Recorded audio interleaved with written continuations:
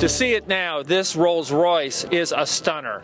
It's the swan of the Pebble Beach Concours d'Elegance. But only a decade ago, this was one rough car. In fact, it was known as the Raccoon Rolls. I'm Chris Woodyard from USA Today, here in Pebble Beach, California, with Tony Vincent Jr. of Beverly Hills. Tony, tell us about this car. Oh, good morning. Thank you. Very generous. There are a lot of beautiful cars here today. This particular car was a one-off built by Park Ward for specifically the Olympia in 1934. The intent was to take a standard Rolls-Royce Phantom II and create a design exercise to demonstrate a little more interesting and flamboyant style that was, up to that point, atypical for Park Ward. The interesting detail is that I think as a consequence of this particular design exercise, even though there are others, James Young and the rest, during the day, today Park Ward is still standing and primarily the coach builder for Rolls-Royce, even as of 2013 and 2014. But just a decade ago, what kind of shape was this car in?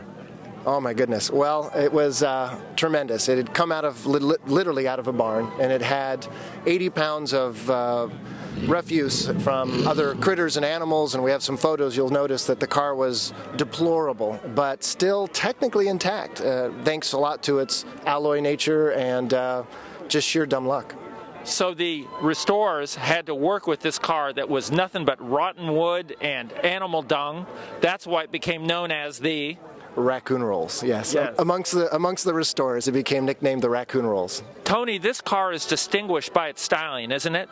Indeed it is. One of the details that I think a lot of Rolls-Royce historians and folks who know far more than most of us have argued is that the term Streamline was not necessarily used amongst Rolls-Royce cars, yet we have the paperwork showing that Park Ward specifically named this the Streamline Saloon, which was just a fun, interesting detail for the Rolls-Royce line of vehicles. And you've done quite a bit of research on this car. You even have some of the original paperwork. What do you have? Well, again, we have a lot of photos of the car before the restoration. We have photos of the car when it was shown at Olympia in '34, demonstrating what it actually looked like at the time, as well as photos from Park Ward of the vehicle immediately out of the design exercise in its purest form before it was taken to Olympia, as well as the records of ownership and history and some unique details of the car itself. And what were these shows that this car was seen at in the 1930s? Where did it really make its mark? Primarily Olympia. That was the hallmark moment for this vehicle, and even I would argue for Park Ward. And Olympia was? In London. That was their equivalent of much like a World's Fair. And Tony, like all Rollses, this has the beautiful Spirit of Ecstasy hood ornament, but there's even more to that story, isn't there?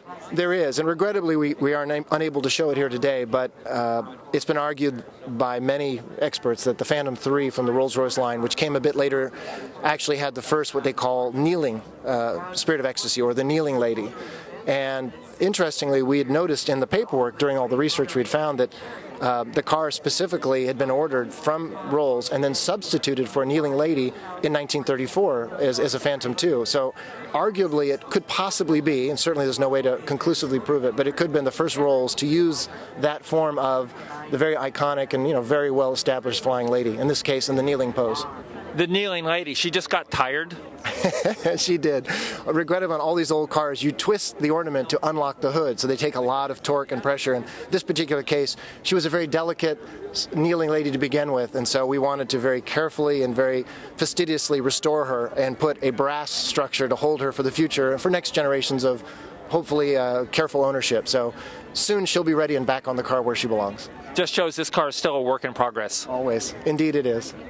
And it's just unbelievable today what this car has gone through. 2 years of restoration, and they've taken the ugly duckling and turned it into a swan. I'm Chris Woodyard for USA Today.